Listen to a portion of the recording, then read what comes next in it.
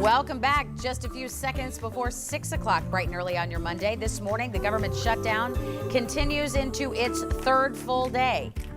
We need to reopen the government, and we need to find a resolution of this problem. The efforts by lawmakers on both sides to find a compromise and the effects on people all over the country, including right here in East Tennessee. Now we're tracking a cold front back off to our west. You can see on the screen it is pouring across the Mississippi River Valley. That is heading our way. We'll talk about what that does to us throughout the day coming up as well. And Super Bowl 52 is set. The teams that will play in the big game and the record already being broken by one of them. It is Monday, January 22nd, 2018. 10 News Today starts now. 10 News is brought to you in high definition exclusively by Harper Auto Square. WBIR 10 News starts now. Good morning and welcome to Monday. Woohoo! I'm Abby Ham. Yeah. And I'm Russell Bivin. We hope you had a terrific weekend. We're glad you're with us on this January 22nd. Poor Mondays. Yeah. Mondays just get a bad rap. They do, and for good reason. And for good reason. And then when you add a cold front and clouds and rain on the way, it's like, oh, come on. It's a Monday, folks. But we're glad you're with us, everybody. And what a beautiful day it was yesterday. Let's just talk about that. I mean, it was gorgeous yesterday, topping out in the 60s. We're actually going to be in the 60s again here today, guys. But the showers will arrive later on this afternoon. After the lunch shower, may see a couple of stray showers ahead of it, but you can see the main line.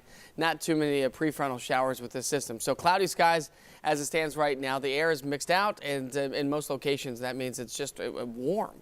It's really a nice warm start to our day. Much warmer this morning than 24 hours ago. It was even warm yesterday morning for the most part. I mean, look at these temperatures. We're now at 40 in Knoxville, 53 in Crossville this morning, but colder 32 now in parts of Sevier County. So we'll go 40s this morning or on our way into the 60s here this afternoon, dropping down into the upper 40s overnight tonight, and that rain does pick up later on this afternoon. We'll walk you through that Futurecast model coming up here in just a few minutes. Let's talk to Ed Rupp and get him to the conversation, Ed. 2 minutes after 6 should be fine weather-wise this morning, but later on could have some rain for the evening commute. Yeah, it could be a little wet on our way home, but we're off to a good start on this Monday. Interstate traffic rolling right along. Volume should be back up. Everything should be back to normal after last week as far as volume on the interstate. So if you're heading out a little after 6 o'clock, you are fine. Pretty quiet up to this point. And best news of all, there are no wrecks to block anything. We will keep you updated in the 10 News Traffic Center. Guys? Thanks, Ed. Well, we are heading into day 3 of the government shutdown. Here's a live look at the Capitol, where federal lawmakers will vote today at noon on a deal to end this shutdown. And this morning, experts worry that the compromise today is really unlikely. This as government workers and military workers wait for a solution. And all of us, I think. WBIR 10 News reporter Daniel Sexton live at the Great Smoky Mountains National Park this morning with more on how it's impacting us here locally. Good morning, Daniel. Good morning, guys. And you're right, we are all waiting to find out after 3 days if this shutdown will ever end. So there is some good news. The government is planning to make a vote at noon today that could potentially end this shutdown. They're planning to vote on a bill, and we do know a little bit about that bill. So here's what we know. The measure would fund the government through February 8th, which is good news. And during that time, Mitch McConnell promised he would work with Democrats on an immigration deal. You might remember that's the big sticking point for Democrats right now. McConnell claims the deal would beef up border security, but also protect DACA, which is what Democrats want. And right now, Democrats are not really on board with this deal. Minority Leader Chuck Schumer says the proposal is too vague on immigration. He and Mitch McConnell worked with about 20 other lawmakers over the weekend to try and negotiate a deal, but both sides claim it's the other side making it difficult. We are trying to be helpful and showing them that there is a path forward. You want to see a commitment to take up immigration and with a belief that we'll get to a good result for Dreamers.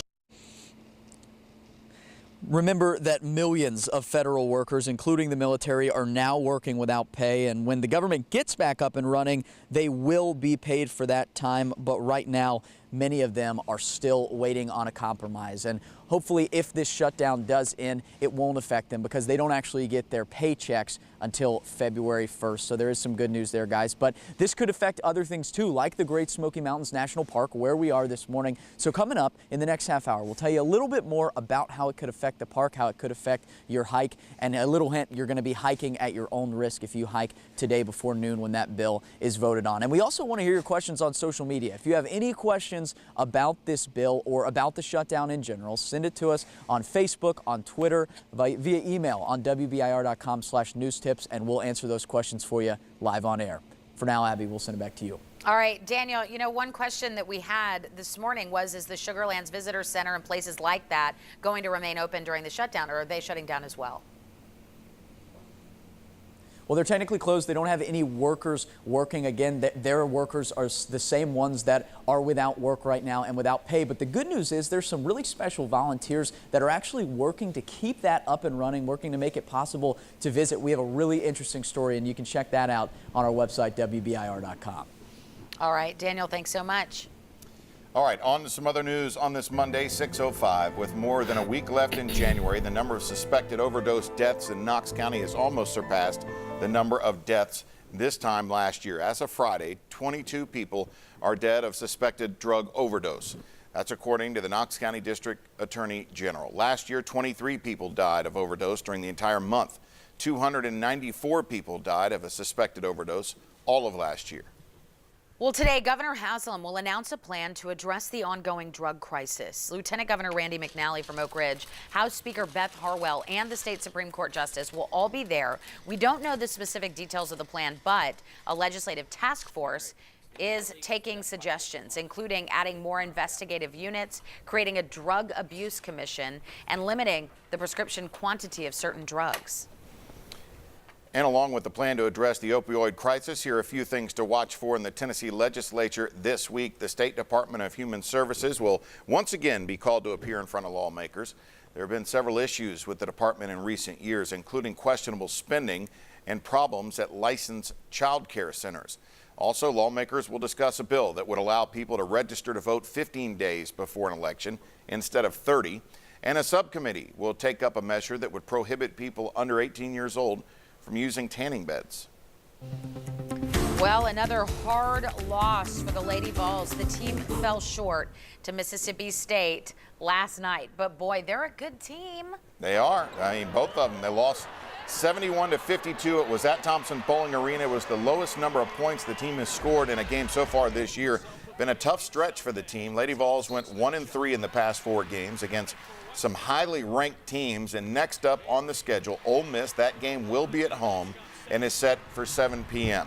And the Lady Vols and their fans took time at the Mississippi State game to honor the late Pat Summitt. During halftime, the Pat Summitt Foundation presented a check for $500,000 to the Pat Summitt Clinic at UT Medical Center.